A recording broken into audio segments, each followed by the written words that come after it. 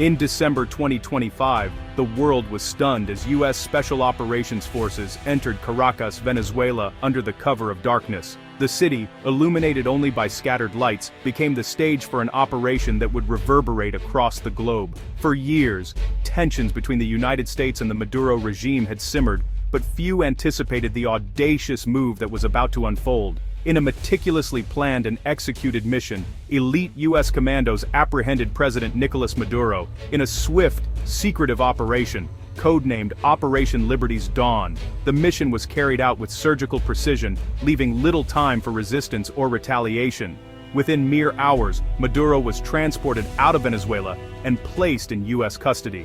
He now faced a litany of federal charges, including narco-trafficking and terrorism, charges that had long been leveled by U.S. authorities but never before acted upon so directly. The United States government was quick to frame the action as a law enforcement operation, emphasizing that it was not an act of war or invasion. However, this distinction was met with skepticism by many international observers and foreign governments who questioned the legality and precedent of such unilateral intervention. This bold move marked a dramatic shift in American foreign policy. By bypassing traditional diplomatic channels and acting decisively on its own, the U.S. signaled a new doctrine, one that prioritized swift, unilateral action when American interests or security were perceived to be at risk, regardless of international norms. The aftermath in Caracas was immediate and chaotic.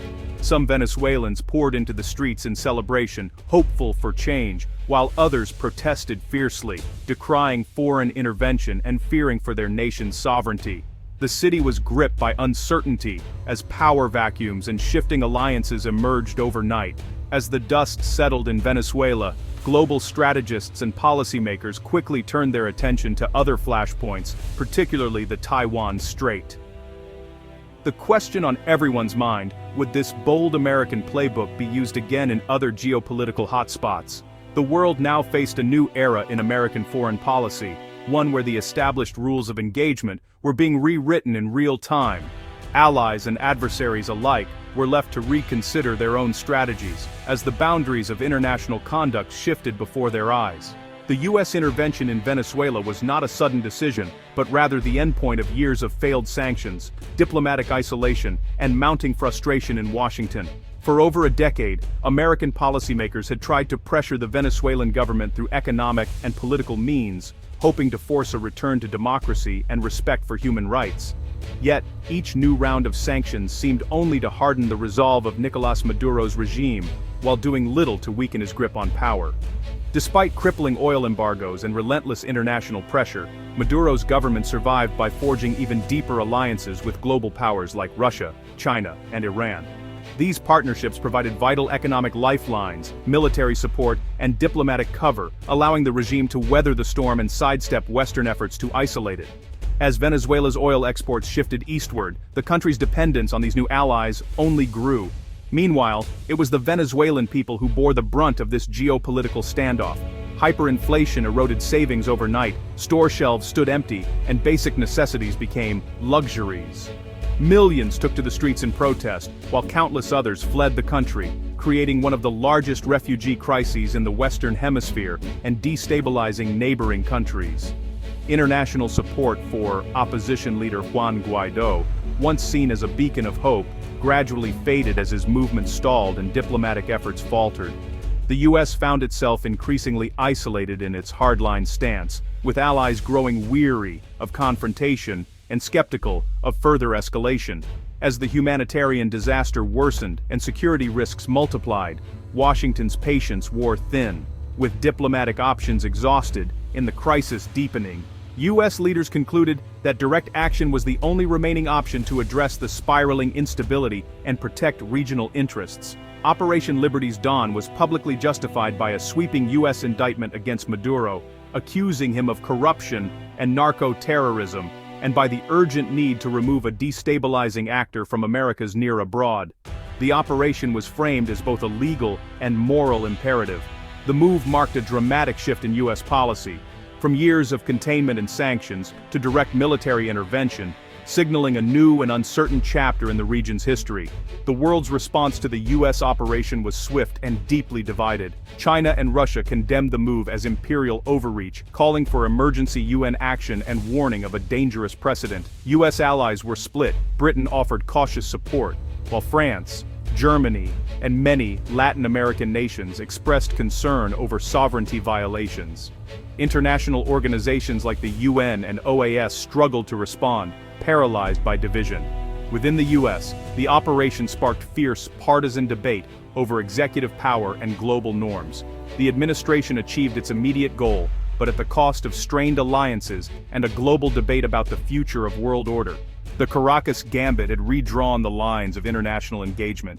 In the bustling capitals of Beijing and Taipei, a new sense of unease began to take hold. The world's attention, already fixed on the Taiwan Strait, sharpened in the wake of recent events. In Washington, policymakers and analysts quickly interpreted the Venezuela operation through the prism of cross-strait tensions.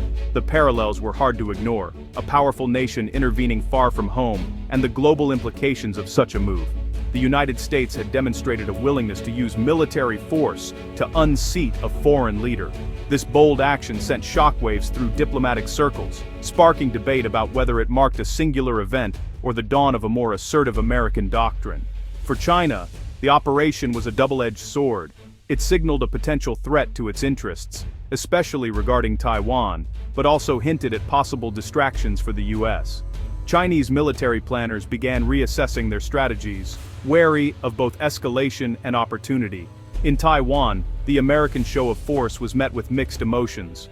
On one hand, it was reassuring to see such resolve from a key ally. On the other, the unpredictability of U.S. actions left many uneasy about what might come next.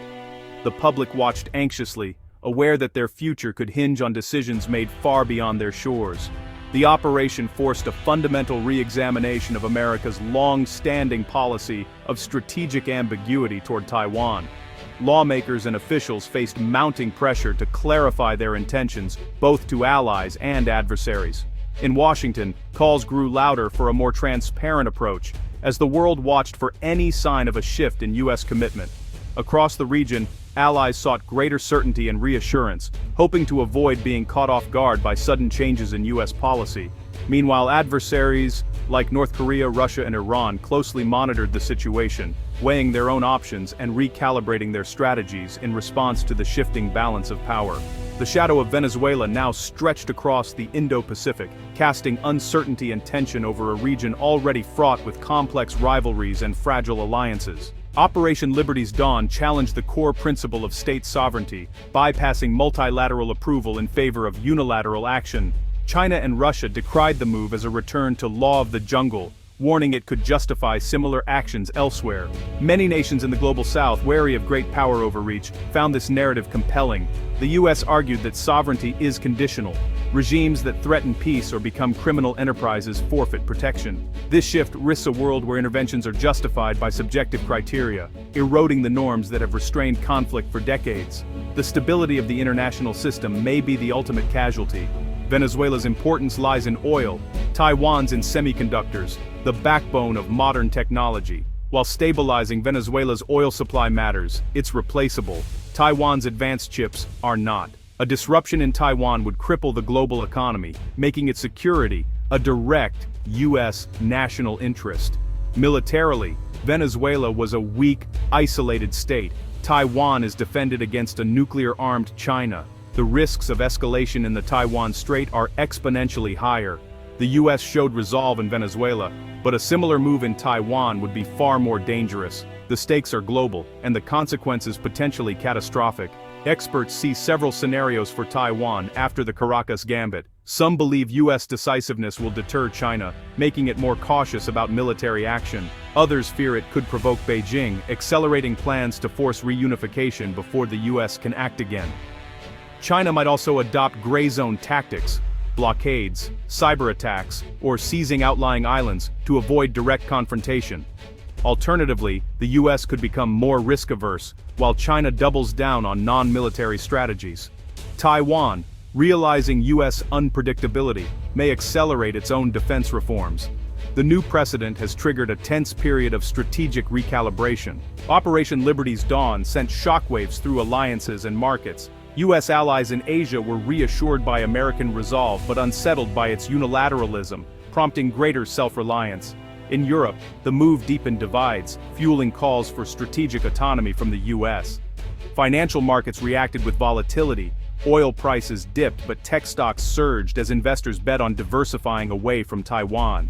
Global supply chains, already fragile, now face new political risks, accelerating trends toward reshoring and deglobalization. The intervention, aimed at one country, injected fresh instability into the world economy. The global order is now more uncertain than ever. The central question: has the U.S. established a new doctrine of deterrence or provoked greater instability? Supporters argue the operation reasserts American power and deters adversaries from testing U.S. resolve. Critics warn it legitimizes similar actions by rivals, eroding norms and fueling dangerous escalation. China could now justify moves against Taiwan as law enforcement, using U.S. logic. The true legacy of the Caracas gambit will be written in the responses of other world powers. The world watches the Taiwan Strait, uncertain if this new doctrine will secure peace or ignite a larger conflict. The story is just beginning, a new perilous chapter in global power struggles.